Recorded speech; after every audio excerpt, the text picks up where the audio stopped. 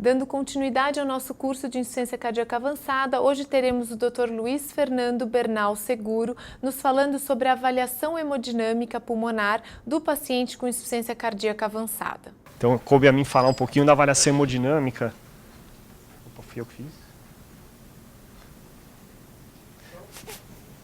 Falar sobre a avaliação hemodinâmica em pacientes com insuficiência cardíaca. Então, só um breve histórico aqui. Já desde o início do século XX, já se iniciaram aí testes e o uso aí, até meio esporádico, de cateterização invasiva para avaliação hemodinâmica. Mas foi na década de 70, com o advento dos Swan Guns, que essa avaliação hemodinâmica à beira-leito invasiva começou a ser feita de forma mais rotineira. E no final, né, no ano 2000, mais de 1,5 milhões de catéteres eram vendidos nos Estados Unidos. Então foi uma forma de monitorização bastante popular aí, não só nos Estados Unidos, mas em todos os grandes centros aí pelo mundo. No entanto, estudos negativos do uso dessa monitorização de forma rotineira acabaram inibindo um pouco o uso dessa monitorização, né? Mas cabe pontuar que esses estudos, né, eu trouxe aqui os dois principais, o Support Trial, que fez uma avaliação aí prospectiva de pacientes de UTI, portanto um grupo bastante heterogêneo, e mesmo Escape Trial, que fez avaliação de pacientes com IC descompensada, mas não em choque cardiogênico, já com pacientes em uso de droga inotrópica, vasoativa, no momento da inclusão do estudo ou logo antes, foram excluídos. E, inclusive, a população desse estudo tinha uma mortalidade baixa, só de 5% em 30 dias. Portanto, foi um estudo que testou o uso dos Swan Guns em pacientes não tão graves.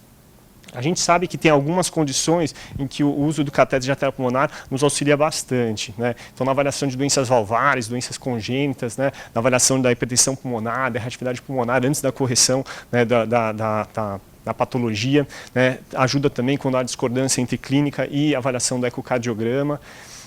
Também é uma ferramenta importante e necessária para o diagnóstico de hipertensão pulmonar e, no caso da hipertensão arterial pulmonar primária, até na avaliação das terapias.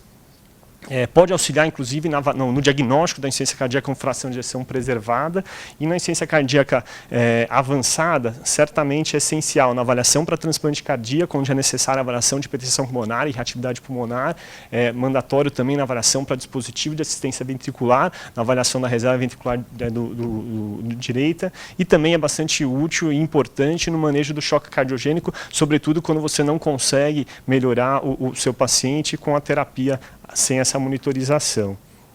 A própria diretriz brasileira de insuficiência cardíaca coloca como classe 2A o uso da monitorização com catéter de artéria pulmonar quando há incerteza diagnóstica ou quando tem resposta inicial aí não adequada à sua terapia. E como classe 1, o uso do catéter de artéria pulmonar na avaliação de transplante e dispositivo de assistência circulatória mecânica. Vamos comentar um pouquinho então das utilidades desse catéter, né? Então, primeiro na avaliação da hipertensão pulmonar na insuficiência cardíaca, né? Só relembrando, essa é a classificação atual da sociedade da OMS, né, em relação à hipertensão pulmonar, né, 5 grupos. Né, a definição atual de hipertensão pulmonar é a pressão de artéria pulmonar média acima de 25 milímetros de mercúrio, e a diferenciação entre os grupos, né, ela se dá se essa hipertensão se decorre de alguma alteração antes do capilar, né, pré-capilar, alterações aí ou de vasculatura ou pulmonares, e alteração pós-capilar, né, então secundária a alguma doença do coração esquerdo, né, ventrículo esquerdo, ou alguma valvopatia. Né. A diferenciação pela avaliação dos Swan Guns desses dois tipos de hipertensão pulmonar é baseada na pressão do capilar pulmonar, né, quando maior do que 15, a gente caracteriza uma hipertensão pós-capilar. A hipertensão pós-capilar, a hipertensão do grupo 2 aqui, é a principal causa de hipertensão pulmonar, então responsável por 65% a 80% dos casos. Né? Tem uma prevalência alta no grupo de pacientes com IC fração de ejeção reduzida, né, de 40% a 75%, e está associada a maior mortalidade nessa população.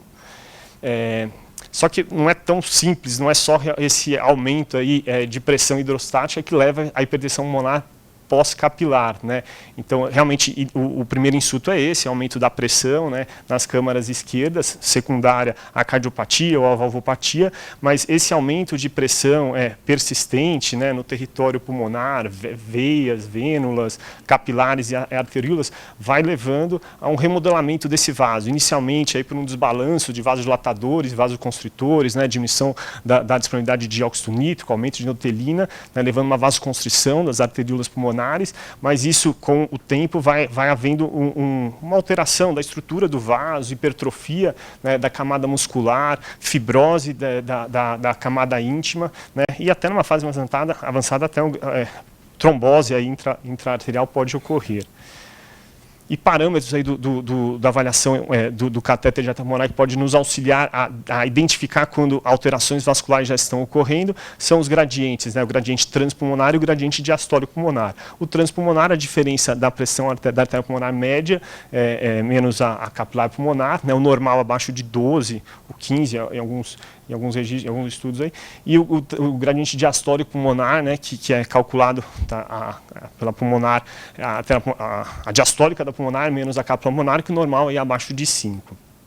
Aqui só imagens de histologia, né, demonstrando esse remodelamento do vaso, né, na primeira imagem aqui, onde a gente tem um paciente aí com um gradiente diastólico baixo, né, então, portanto, a gente consegue observar a parede do vaso bem fininha, né? Já que no segundo caso, onde a gente tem uma hipertensão pulmonar secundária, uma doença cardíaca, mas com gradiente diastólico elevado, gradiente transpulmonar elevado, onde a gente começa já a observar um grande espessamento da parede do vaso, se aproximando até um pouco da imagem da hipertensão arterial primária, né? Então, aqui a gente faz essa diferenciação, né? Então, a hipertensão pós-capilar, aquela do grupo 2, né? Então, pode se dividir em duas condições. Uma que você tem a hipertensão pulmonar pós-capilar isolada, né? Na qual você tem a pulmonar elevada, tem aumento da capilar pulmonar, mas você tem um gradiente baixo, o gradiente transpulmonar baixo, o gradiente diastólico baixo, uma resistência baixa também. E você pode ter a hipertensão pulmonar combinada, pré e pós-capilar, também chamada de out of proportion ou reativa, né? Onde você tem um aumento então do gradiente transpulmonar e do diastólico pulmonar, também da resistência pulmonar.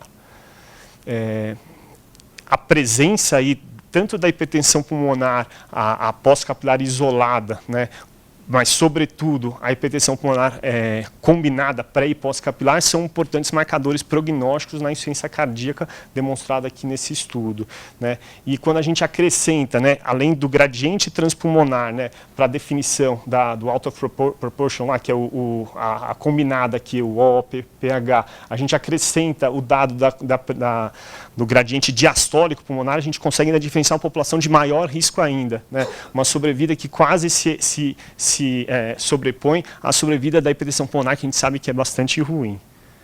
E aqui, uma avaliação prognóstica dos pacientes transplantados, né? Então, o gradiente diastólico pulmonar tem um grande impacto aí nas curvas de sobrevida do paciente que recebe um transplante cardíaco. Aqui eu trouxe um dado do nosso grupo, né, que acho que até algo talvez inédito aí, que não tem grandes discussões da literatura, que na nossa população, né, num estudo que foi feito uma avaliação retrospectiva de 192 transplantes, o dado que mais se correlacionou com insuficiência cardíaca no pós-transplante foi a pressão de pulso da artéria pulmonar, né? Até a gente não identificou tanto esse marcador da diastólica, do gradiente diastólico, mas a pressão de pulso na nossa população se mostrou o maior preditor de disfunção do ventrículo direito, né, sobretudo quando ela supera aí os 20 milímetros de mercúrio. Bom, na avaliação pré-transplante é importante a gente diferenciar quando existe uma hipertensão pulmonar combinada, pré e pós-capilar, e quando esse pós-capilar não é apenas só por uma vasodilatação, né, que, portanto, ainda pode ser reversível com a terapia otimizada para a insuficiência cardíaca. A gente tem que tentar diferenciar, o paciente já tem um grande remodelamento do vaso e que pós-transplante essa hipertensão pulmonar vai ser mantida e levar ao aumento do risco da disfunção do ventrículo direito aguda, que é uma importante causa de mortalidade na fase inicial do transplante. Daí, estudos já desde a década de 90 mostram, né, que o paciente que tem resposta, né, a essa teste de reatividade aqui, né, uso exclusivo de vasodilatador, então o paciente que tem redução, né, da resistência vascular pulmonar, né, com o vasodilatador tem uma sobrevida melhor, né, E mesmo o paciente aqui, que pós-vasodilatador,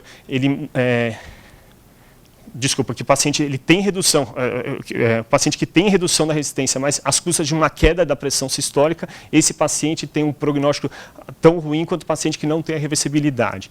Tá? Então, falei um pouco confuso, mas a ideia é que o paciente que consegue reverter, mantendo uma pressão sistólica adequada, é o paciente que tem uma boa evolução após o transplante. Né? Mas mesmo o paciente que tem reversão da resistência pulmonar, né, com teste de reatividade, ele tem aparentemente uma evolução um pouco pior do paciente que não tem a hipertensão pulmonar, que não tem resistência aumentada, né, na avaliação basal. Né? E esse estudo mostra isso, que aqui todos os pacientes tiveram redução da resistência vascular com teste de reatividade, mas os que tinham PA sistólica pulmonar acima de 50 e, sobretudo, os que tinham na avaliação inicial um gradiente transpulmonar acima de 15, eles tiveram uma sobrevida pior do que os pacientes que não tinham essas condições.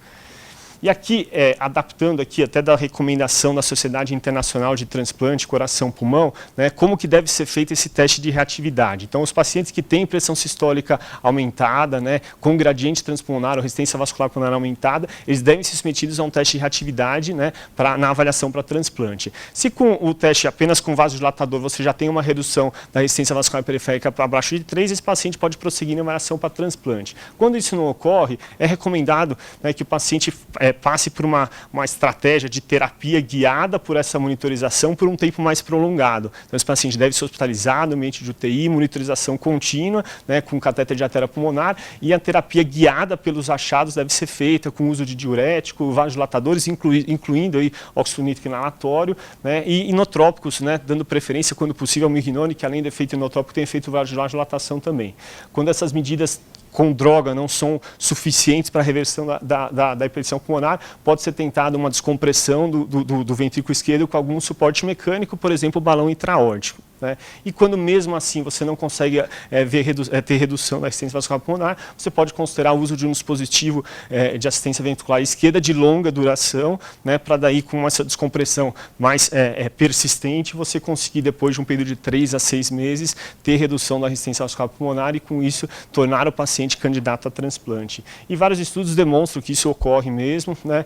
Então aqui um exemplo, né, de pacientes com hipertensão pulmonar na avaliação inicial, né, um grupo que foi submetido ao implante no dispositivo de longa e outro paciente permaneceu com tratamento clínico e observamos que houve sim realmente uma descompressão do ventrículo esquerdo, mostrada pela redução significativa da pressão capilar e associada a isso redução da pressão pulmonar, redução do gradiente transpulmonar e do gradiente diastólico, né? Então tornando o paciente então candidato a transplante. Agora, passar para uma segunda parte aí, que é a avaliação hemodinâmica do paciente candidato a dispositivo de assistência ventricular.